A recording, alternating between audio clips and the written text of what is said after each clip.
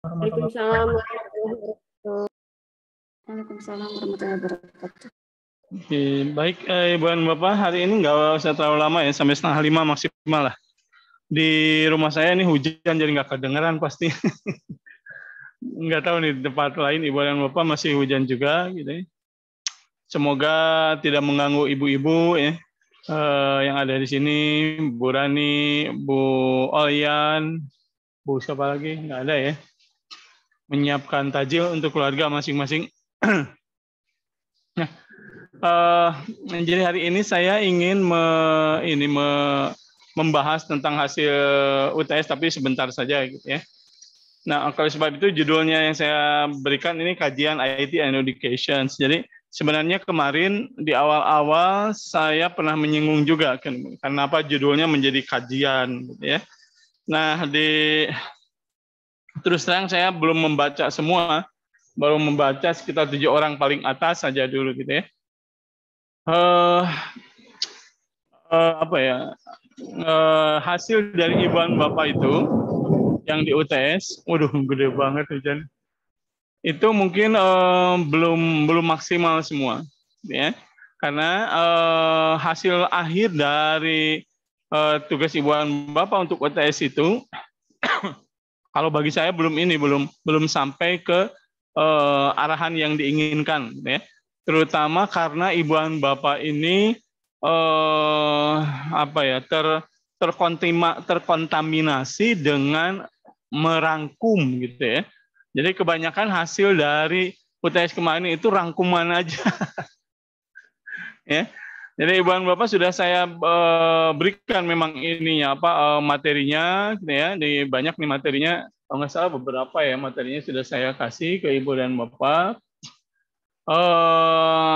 Dan inginnya Ibu dan Bapak ini memberikan kajian, lalu kemudian endingnya itu ada semacam apa ya insights dari hasil Ibu dan Bapak membaca tentang virtual laboratory. Itu kan ada 5 nih.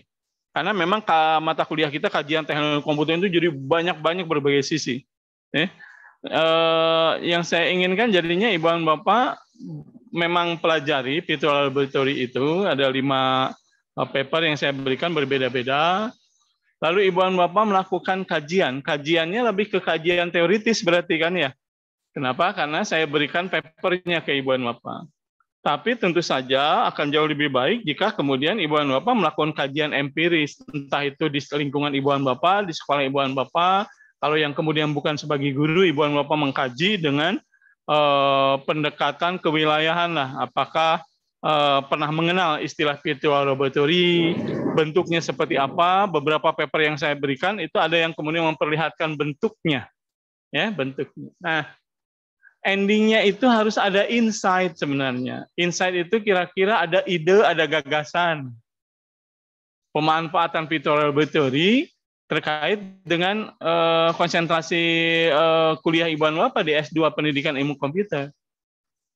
Nah, gagasan itu sekedar gagasan saja. Akan lebih baik misalnya apakah itu gagasannya adalah bikin virtual laboratory dengan tema apa langsung gitu ya. Atau Ibu dan Bapak mengkaji virtual laboratory itu bagus manfaatnya manfaatnya seperti apa terutama di era pandemi sekarang misalkan apa yang ingin diketahui ditampilkan tapi tidak harus jadi kajian selesai tapi Ibu dan Bapak ada ide gitu intinya ada ide. Nah siapa di antara Ibu dan Bapak khawatir saya salah yang kemudian ending dari hasil kajian kemarin itu ada ide gagasan insight gitu apa siapa nggak ada satu pun. Endingnya pengennya begitu. Jadi ada ide. Oleh sebab itu mata kuliah ini, saya jadi khawatir tadinya pas Pak Bu Olyan tadi menyampaikan ya sudah saya minta waktu 1 jam hari ini untuk mengingatkan kembali bahwa mata kuliah kita ini judulnya adalah kajian teknologi komputer dan informatika. Tapi khususnya pasti karena kalau terlalu panjang kalau dituliskan semua ya. Jadi kajian teknologi komputer dan informatika dalam proses pembelajaran atau pengajaran gitu ya. Bla bla panjang banget lah gitu. Nah, salah satu yang menarik itu adalah virtual laboratory. Ya. Nah, jadi dibentuk hasil kajian itu harusnya adalah ada ide. Jadi tergerak Ibu Bapak, oh iya ya, benar nih. Jadi kalau orang-orang sudah mulai kan jadi temanya itu adalah virtual laboratory, gitu. Pemanfaatan virtual laboratory dalam proses pembelajaran misalkan. Terus teorinya ada banyak nih papernya. Oh, orang-orang sudah mulai meneliti nih. Sudah banyak penelitian di bidang virtual laboratory.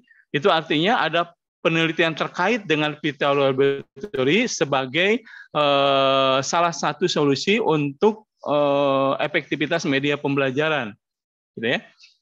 Jadi kita mikir, oh, kalau kemudian ini sudah diteliti orang, satu, hangat nih berarti materi ini tidak obsolet, gitu ya. Ada nih penelitian terdahulunya.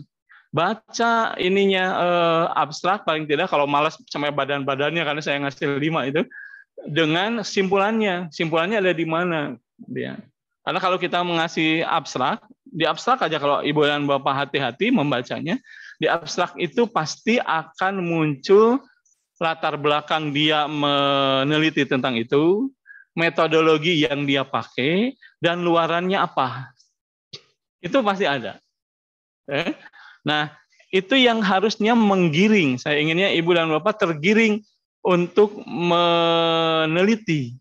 Kira-kira berarti harus ada insight nih. Gimana? Sekedar ide saja. Nggak usah terlalu jadi repot banget dengan penelitian jadinya nanti bakal kayak gimana. Itu pasti akan repot kalau sampai berbicara seperti itu kan ya. Tapi ada ide nih. Misalkan bisa nggak ya sebenarnya pemanfaatan media pembelajaran virtual laboratory itu kita teliti sejauh mana efektivitasnya terutama di masa pandemi. Asumsi kita pasti bagus nih, gitu ya. Pasti manfaatnya tinggi. Pasti kemudian kalau kita bikin hipotesis, maka hipotesisnya makin pasti berpengaruh. Hipotesisnya misalkan virtual laboratory terhadap efektivitas pembelajaran. Khususnya misalkan terutama untuk ilmu komputer juga. Ya. Kalau ingin mempelajari tentang network atau kemudian creeping lah di network, kan namun tidak harus datang ke kampusnya, gitu. Kita akan kesulitan gimana cara ngeneranginnya. Paling gurunya demo di depan kamera bawa-bawa gini kan ya. Tapi masalahnya anak-anaknya punya nggak kabelnya, alat-alat untuk creepingnya, belum tentu itu punya. Maka virtual laboratory ini harusnya jadi solusi nih. Tapi itu teh harus diteliti kan kalau kita sebagai peneliti mah, gitu ya. Nah, di S2 itu kan sudah mulai meneliti. Nah, kalau kita ingin meneliti terkait itu, maka tampilkan di sana idenya, melakukan penelitian sejauh mana atau seperti apa pola kontribusi virtual laboratory terhadap efektivitas pembelajaran, kontribusi virtual laboratory terhadap penekanan biaya pembelajaran apapun lah gitu, biaya operasional pembelajaran. Ditampilkan kayak gitu sehingga saya mempunyai hipotesis satu ini, hipotesis nolnya ini, hipotesis satunya ini, kan we kumaha engke ngajalankeun tapi aya hideu heula. Begitu. Nah, mohon maaf nih kalau kemudian saya coba lihat yang Ibu dan Bapak lakukan itu masih merangkum. Kalau ngerangkum, waduh, nggak ada manfaatnya sebenarnya kalau ngerangkum Ibu dan Bapak. Jadi boleh sih sebenarnya benar merangkum, tapi ada inginnya ditutup dengan ide dan gagasan. Ya, sampai di sini dulu ada pertanyaan. Ada yang belum pernah dengar istilah virtual laboratory sebelumnya? Ya, harusnya sih enggak gitu ya. Tapi mungkin ada sebagian dari Ibu dan Bapak yang baru kali-kali ini mendengar istilah virtual laboratory. Ya. Virtual laboratory itu bahwa sampai saat ini banyak diasumsikan sebagai salah satu solusi untuk proses pembelajaran yang efektif. Pertanyaannya adalah kenapa masih belum banyak, belum masif, gitu ya. Nah, ini apanya yang menghalangi, gitu ya. Nah, itu juga bisa jadi diteliti sama Ibu dan Bapak. Paham ya Ibu dan Bapak ya? Oke. Jadi nanti bukan berarti ke depan akan ada tugas lagi, dan ini mah pasti, soalnya kajian bentuknya, ya, kajian bentuknya. Yang masih bentuknya rangkuman, Ibu Bapak mesti melakukan berubah pola. Kalau saya biasanya ketika saya membaca itu ada ide dulu yang ingin saya sampaikan. Oh, ini Virtual Laboratory, baca sepintas di abstrak, lalu kemudian gagasannya apa ya. Baru kemudian Ibu Bapak baca lagi lebih dalam. Misalkan gini, saya ketika kemudian kemarin di S3 kan ditantang untuk bikin framework, kalau di S3 bikin teori. Bukan bikin framework, bikin teori atau reinvent teori yang sudah ada dengan kekinian yang sekarang, dikritisi, lalu menurut Anda seperti apa tambahan, jadi lebih bagus atau tidak, gitu ya. Nah, saya dulu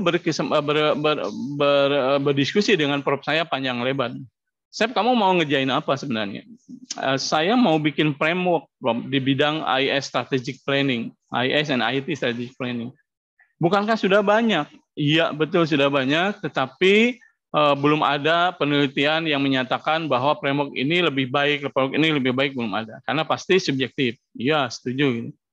Nah, kamu inginnya bikin framework yang kayak gimana? Saya ingin bikin framework yang bisa mengakomodasi pembuatan IT and IS Strategic Planning secara kolaboratif. Nah, profesor saya marah dulu waktu itu. Loh, kan memang semuanya juga dikerjakan kolaboratif, harus bekerja sama, tidak boleh sendiri, tidak boleh cuma orang-orang teknis toh, sekalipun banyak orang, tidak boleh orang-orang manajemen toh yang kemudian mengerjakan tentang IS Strategic Planning. Oh iya, betul. Kamu sudah baca belum framework-framework yang lain? Nah, karena saya pasti ditanya begitu, saya bilang, sudah baca. Mana buktinya? Ini 2 lembar saya kasih. Jadi framework ini sudah di antar framework saya tampilkan. Semuanya menyatakan bahwa pekerjaan ini harus dikerjakan secara kolaboratif. Tapi Prof, tidak terlihat di dalam framework siapa yang harus bekerja, bagaimana cara mengerjakan secara kolaboratifnya. Cuma semua framework yang ada setelah saya baca, baik di buku maupun papernya, menyarankan di dalam langkah-langkah detailnya, mereka harus bekerja sama antara 2 sisi. Yang pertama adalah orang-orang yang memahami sisi teknis, yang kedua adalah orang-orang yang memahami sisi bisnis.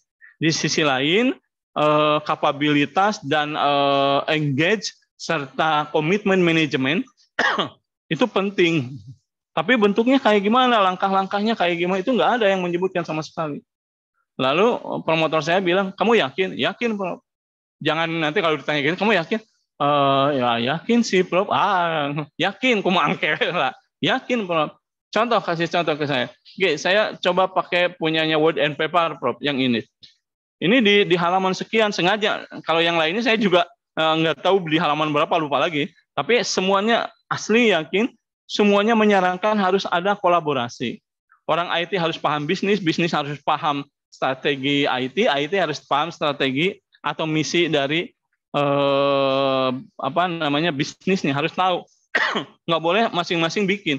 Apalagi IT strategik hanya diserahkan ke orang IT, ngaco pasti ngaco, gitu ya. Harus seiring sejalan. Kenapa? Karena di dalamnya ada IT investment. Tuh. Kemudian nanti orang IT akan ditanya return of investment-nya kayak gimana? Pasti mabok di jawaban paling susah. Kalau orang manajemen sudah ikut nih nanti di kepala sekolah sudah setuju. Saya akan approve sebesar 250 juta untuk pembiayaan infrastruktur. Luar biasa. Silakan berikan.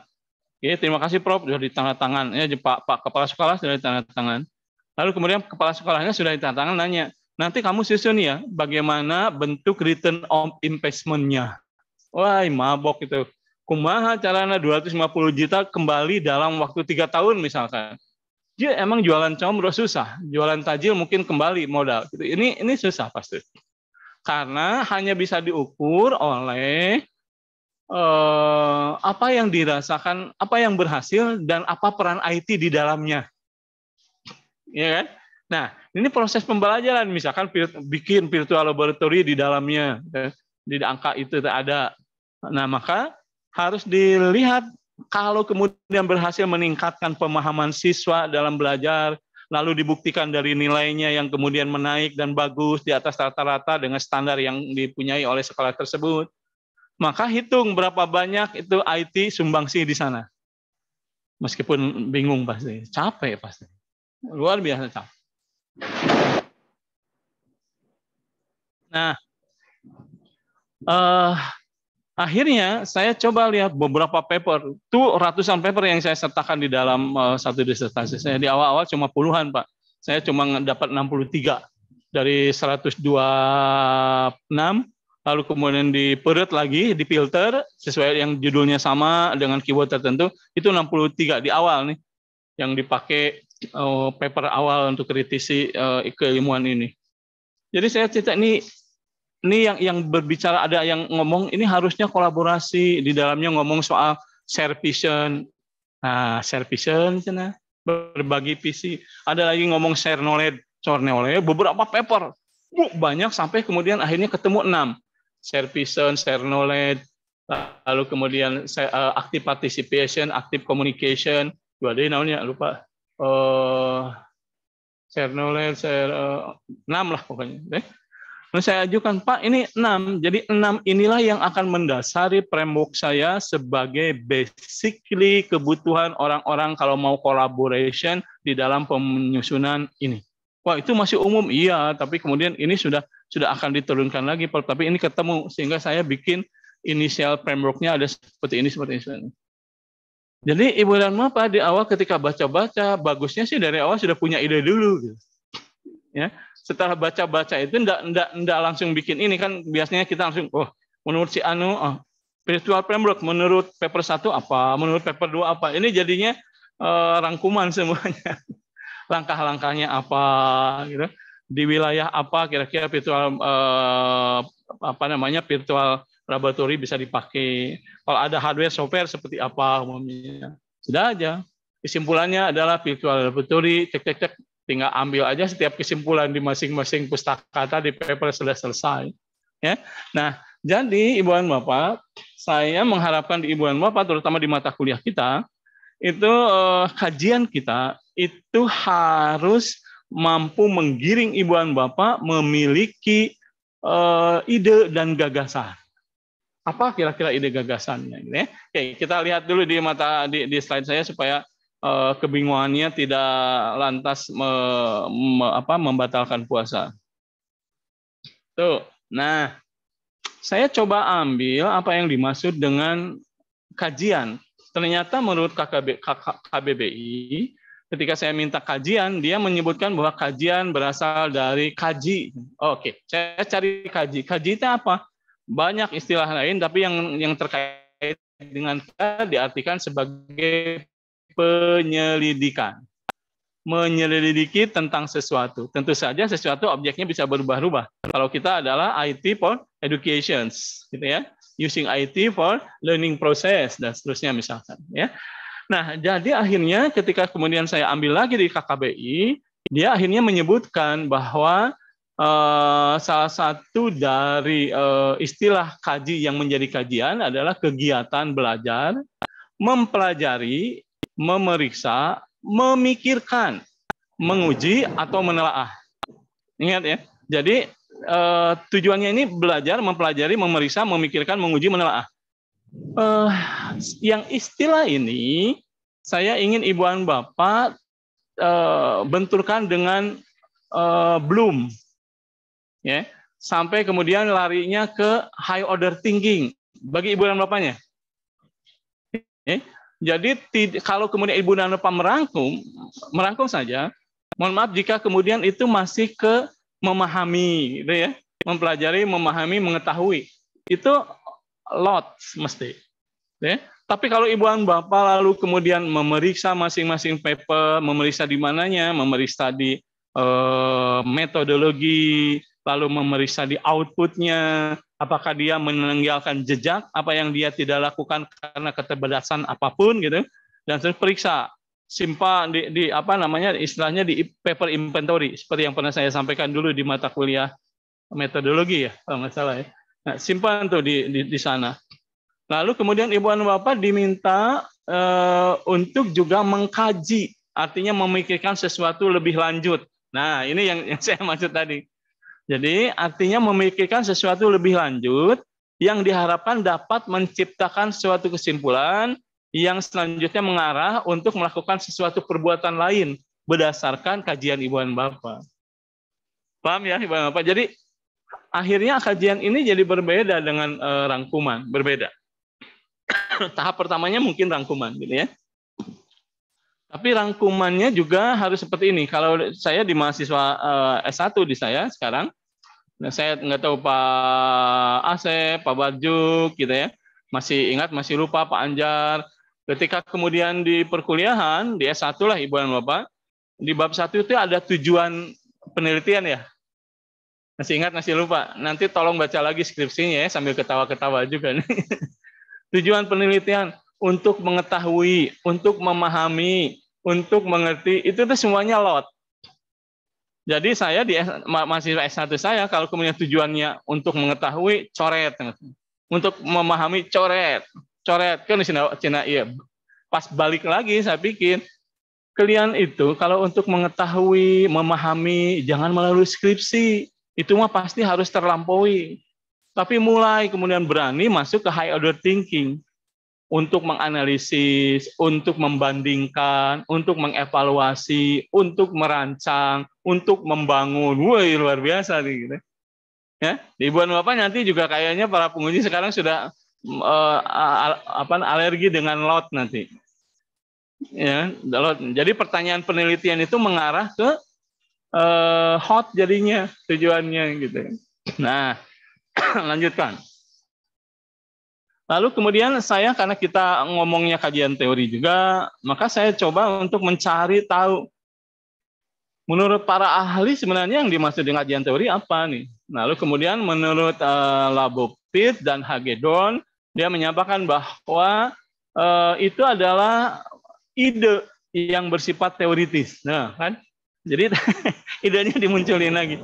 Ide bersifat teoritis guna menentukan alasan mengapa satu variabel dalam sebuah penelitian bisa saling berhubungan dengan pernyataan yang lainnya. Ya, jadi variabel yang dimaksud biasanya kan kalau di penelitian sosial bahkan itu selalu ada dua variabel. Variabel utama apa dan variabel yang apa namanya variabel yang mengikuti variabel utamanya apa. Misalkan di Ibu dan Bapak itu tadi virtual laboratory, lalu variabel berikutnya adalah efektivitas pemahaman siswa misalnya. Itu sudah ada dua nih. Itu ide nantinya larinya gitu ya. Lalu menurut Emory, kajian teori itu adalah sekumpulan konsep, variabel, preposisi, dan konsep lain yang secara sistematis berhubungan. Dan juga ditarik kesamaannya untuk bisa menjelaskan dan membaca sebuah fakta. Jadi,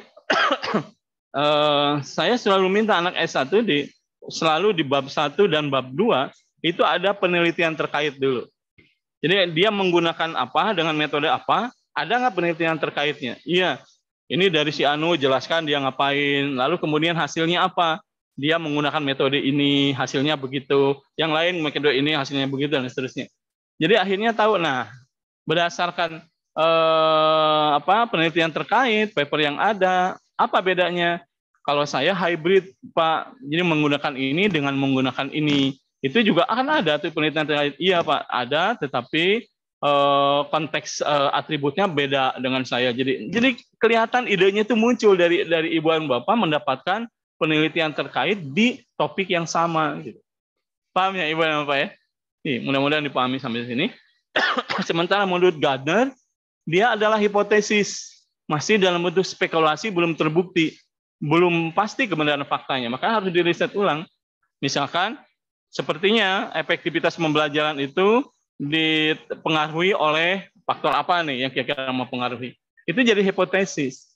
Nah, yang ini hipotesis-hipotesis kayak gitu biasanya dan asumsi ya, itu biasanya bermain dengan statistik nantinya.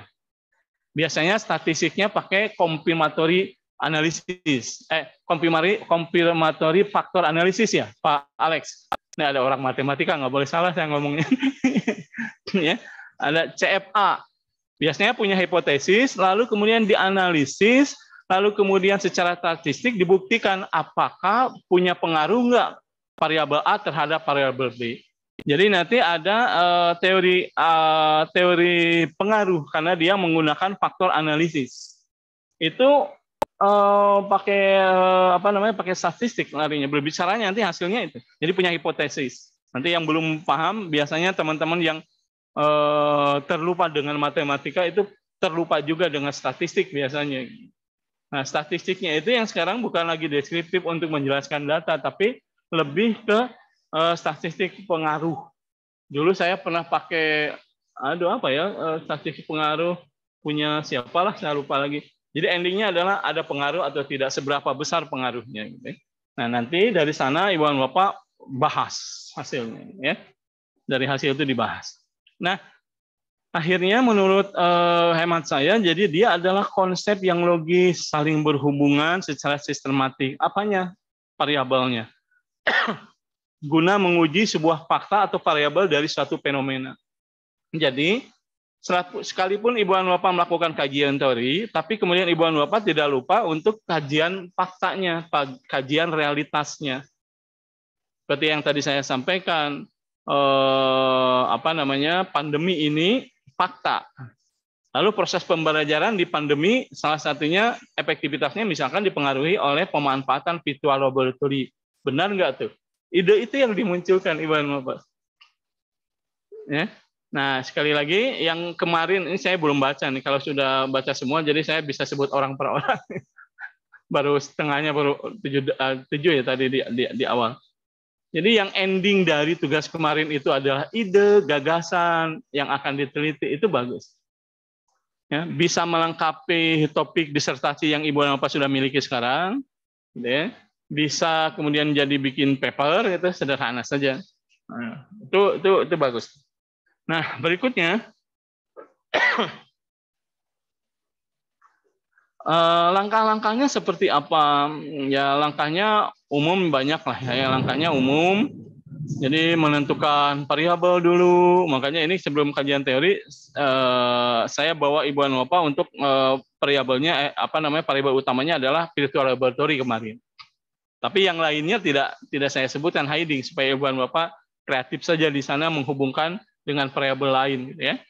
Ngambil sumbernya saya berikan, sortir referensi yang relevan sudah saya lakukan.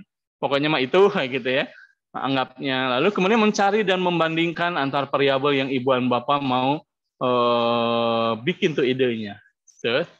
Setelah itu ambil dan bandingkan variabel tadi, mencari dulu kalau nomor 4 mencari dan membandingkan karena variabelnya mungkin lebih dari satu. Setelah itu putuskan dan sekarang bandingkan secara serius antara variabel utama virtual laboratory dengan apa di konsentrasi Ibu dan Bapak.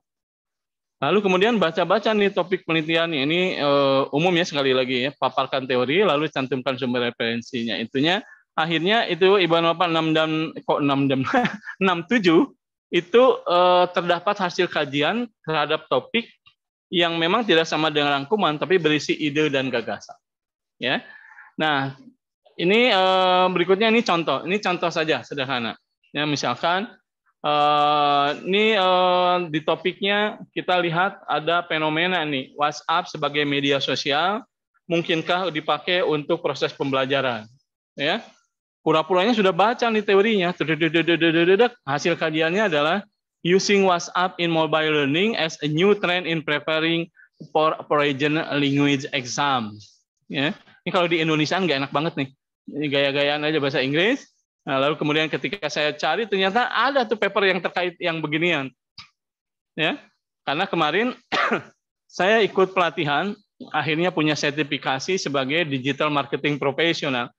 Karena saya ternyata benar setuju sama Mas Menteri bahwa pada saat implementasinya itu multidisiplin. Mempelajari marketing digital, lalu kemudian tutor saya apoteker, lucu. Cuma dia punya apotek di mana-mana, luar biasa. Jadi tahu banget bagaimana cara mempromosikan usahanya, memanfaatkan teknologi informasi dan internet secara keseluruhan. Itu akhirnya ini luar biasa. Nah, ternyata ini hasilnya yang sudah ada ya. Misalkan yang kedua, teknologi informasi dan komunikasi dalam pendidikan.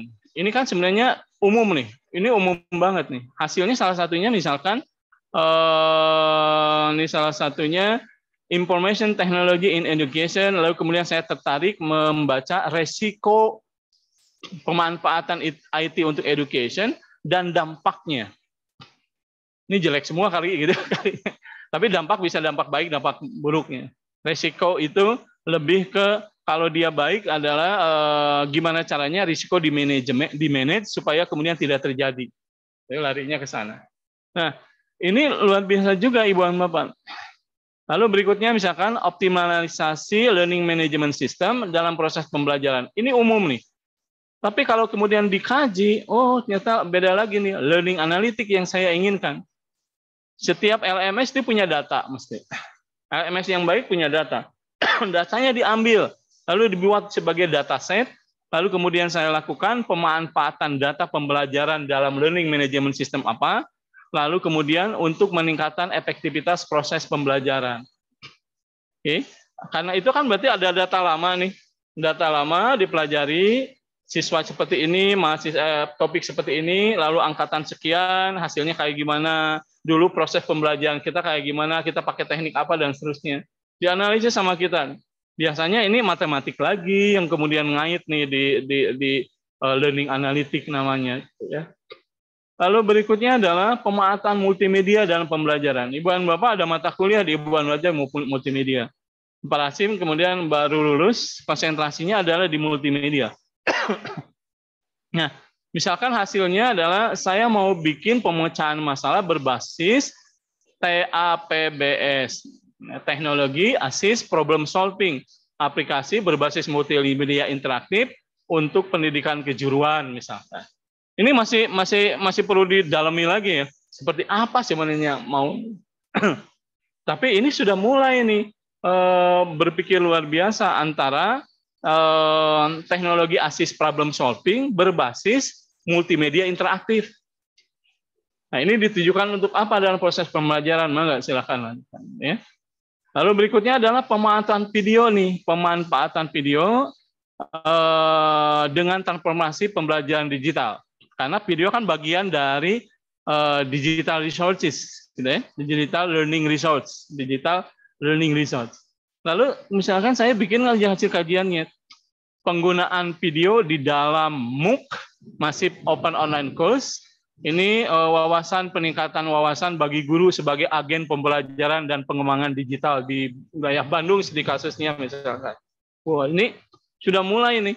Jadi Ibu dan Bapak, beberapa teman-teman yang selalu sulit mencari topik, itu biasanya karena memang kita terlambat memahami fenomena yang ada di sekitar kita yang terkait dengan ilmu kita. Ya? Dan akhirnya kita terlupa.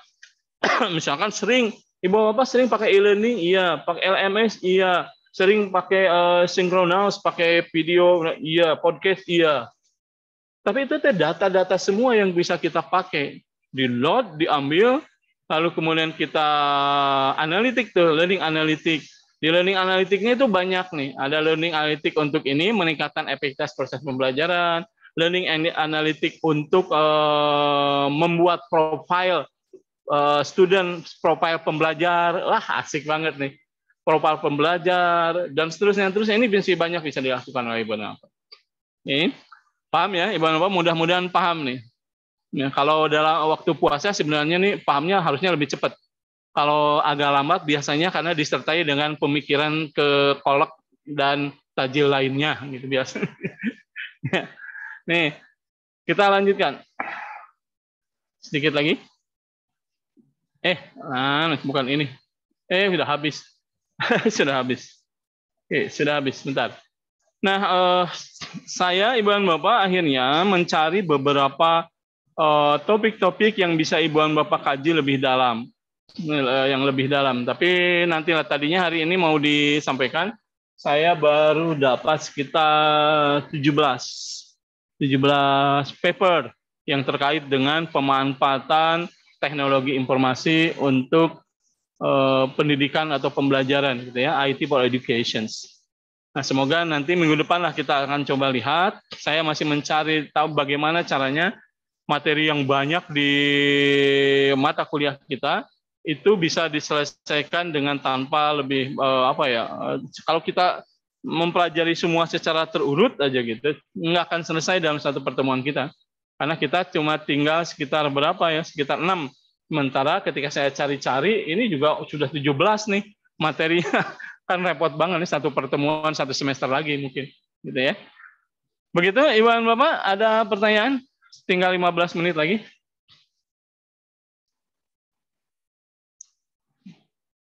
Ada yang mau ditanyakan, dikonfirmasi? Untuk memudahkan Ibu dan Bapak memahami, jadi materi ini nanti saya simpan di spotnya. Lalu kemudian Ibu dan Bapak baca ulang hasil story Ibu dan Bapak yang ke UTS. Apakah itu kajian, ada ide, ada gagasan, ada insight dari sana, bentuknya ide atau gagasan, atau masih rangkuman tok? Gitu ya. Baca ulang. Kalau perlu perbaiki, nanti kita akan lihat proses perbaikannya kayak gimana.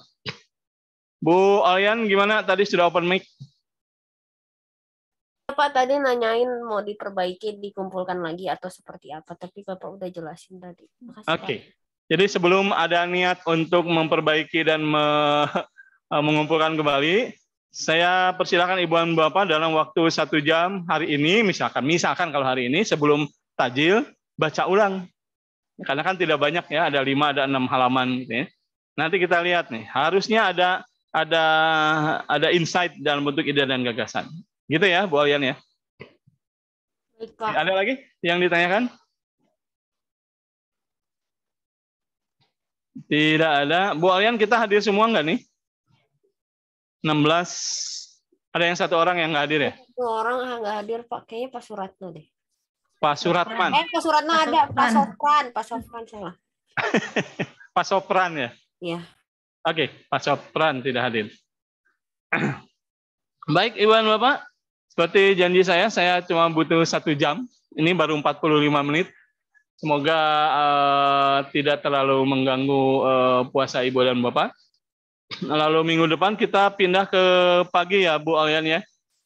Pak jam 8 ya, Pak?